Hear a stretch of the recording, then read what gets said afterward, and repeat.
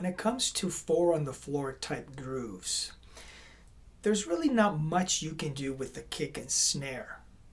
However, there's a whole lot you can do with the hi-hats. Stick around. I'm going to show you 14 hi-hat variations that you could use on any 4 on the floor groove that will cover disco, dance, pop, rock, or any genre that uses 4 on the floor.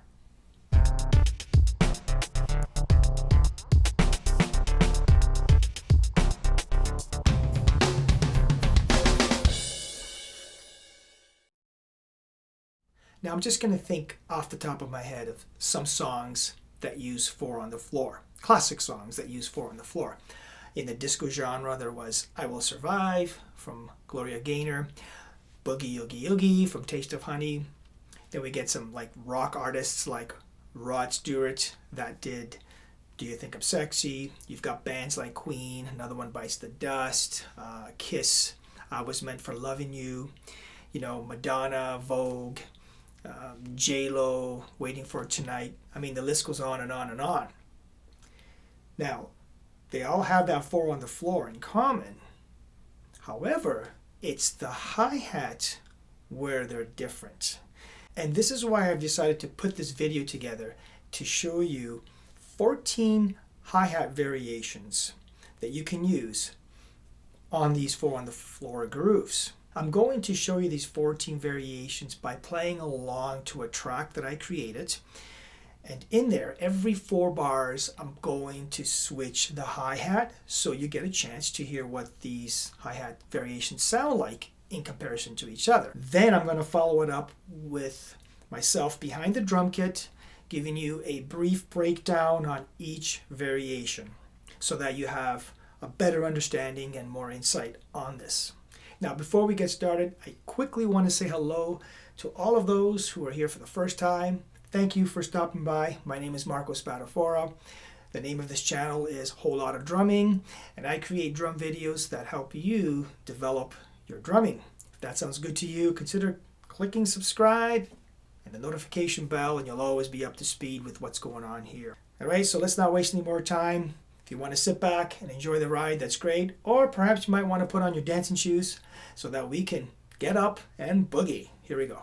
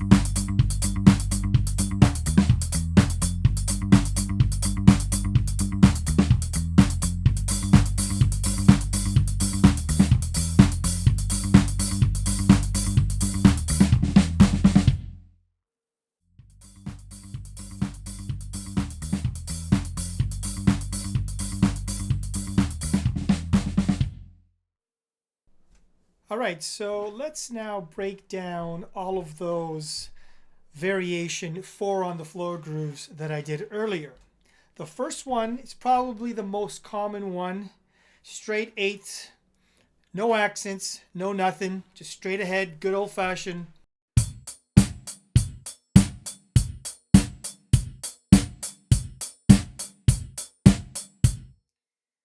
The one song that comes to mind, another one, Bites the Dust, has typical eighth note, pretty much no accents on the hi-hat, straight kind of a rock 4 on the floor groove. The next one, of course, would be eighth notes again, but with the accents on the ands.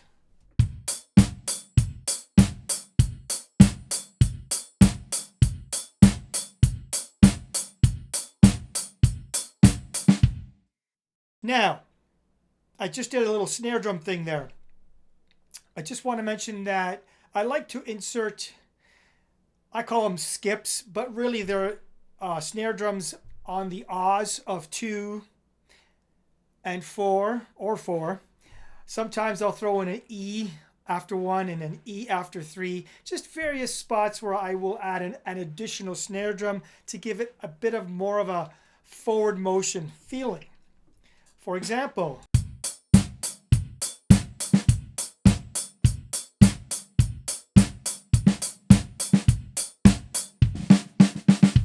there you go.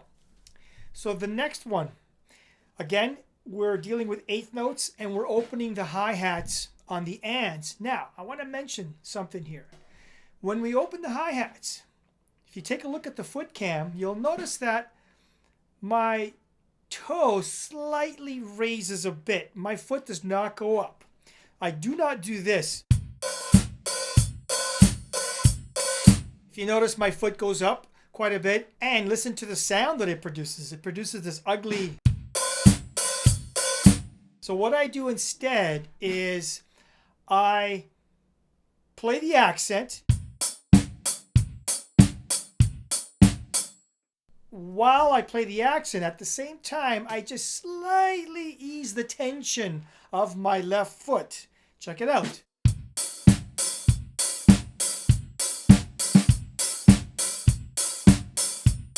So it's a combination of accent and just slightly easing the toe slightly, or easing the tension, and you get that nice, smooth, controlled, open hi-hat sound. That is very common in dance music. Now the next two, we deal with 1 E and 2 E and. It's a very common rhythm in dance music. I like to play it with one hand. I know it might be slightly difficult to play it with one hand. It just gives me a better sense of flow with my arms. I get into the groove. So number 4 would be this.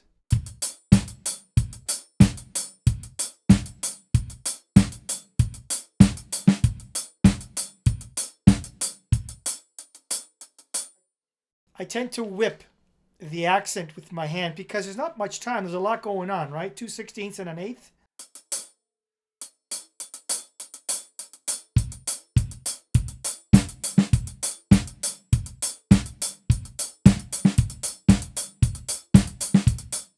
Then there's the opening of the hi-hat version. Once again, where I place the accents, that's where I ease the tension on my foot. So you get this kind of a result.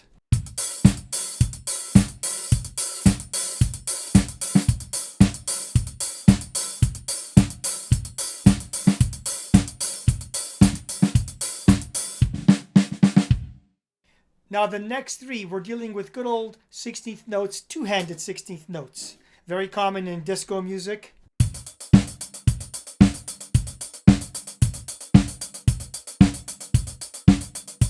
Now, that can be kind of dull, right? So let's add some accents. So the next one, we place the accent on the ands.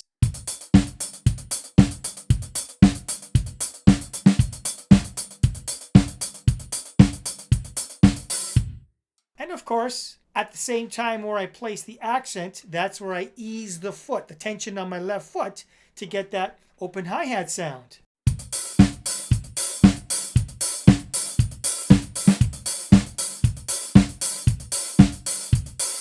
So the next 2, we're dealing with 1 and a 2 and a 3. Now you probably noticed that I did not play that with one hand, and there's a reason why I did not play that with one hand. The reason is because with one hand, there's not enough time and room to insert my backbeat. At that tempo, it's fine, but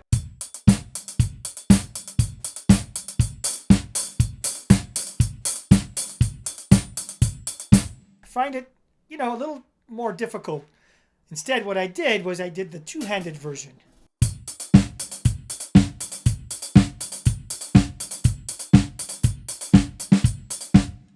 It's a lot easier, and now we can insert the accents on the ands.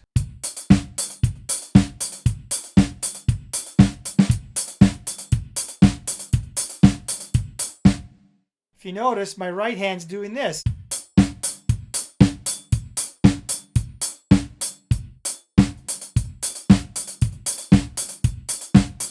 The next two, we're dealing with just playing the ands.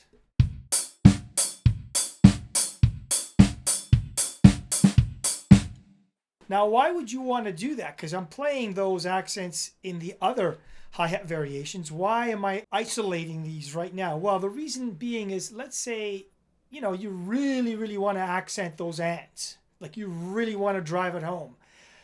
When you just isolate that single eighth note, you're able to get more projection. There's more space. Look at all the space I have.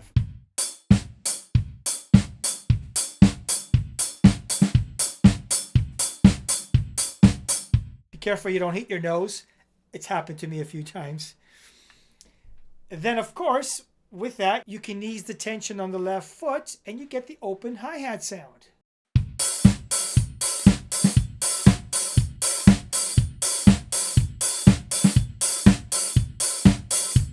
All right, we're down to our final two. This is where I like to play the E-ands. It's a little easier than playing. So in case you don't have the technique to play the, you could do this instead.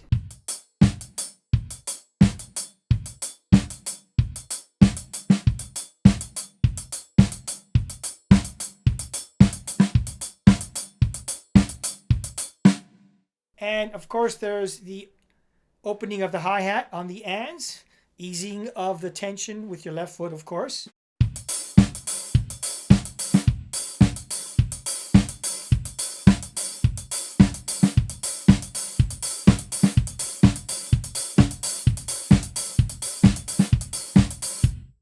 There you go. Now, sometimes, just one additional note, sometimes when you listen to some of this electronic music, dance music, sometimes they tend to slightly swing the hi-hat patterns.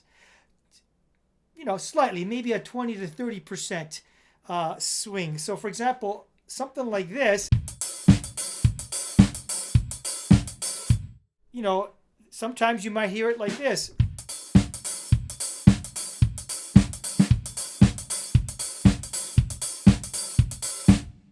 Has a slight little swing to it, which gives it a very interesting flavor to the overall groove. Well, now you have an awareness of 4 on the floor grooves and what you can do with the hi-hats. You have many options now. There are some songs that actually use more than one of those hi-hat variations. So it actually comes in handy having an understanding of all 14 of these variations. You'll have a lot of fun playing dance music the next time you have to play them. And, you'll probably get a compliment or two from a band member. Well, I hope you enjoyed this video. If you did, click like, share it with as many friends as you like. Drop a comment. What's your experience with 4 on the floor grooves? Is there a hi-hat variation that I may have left out or I may have not considered? If so, let me know. Be happy to hear from you. And lastly, just want to mention that if you dig this t-shirt, there is a link in the description below that will allow you to grab one. There are many colors that are available as well. So stay well, stay safe, practice, and most of all, boogie on down. Take care. We'll see you on the next video.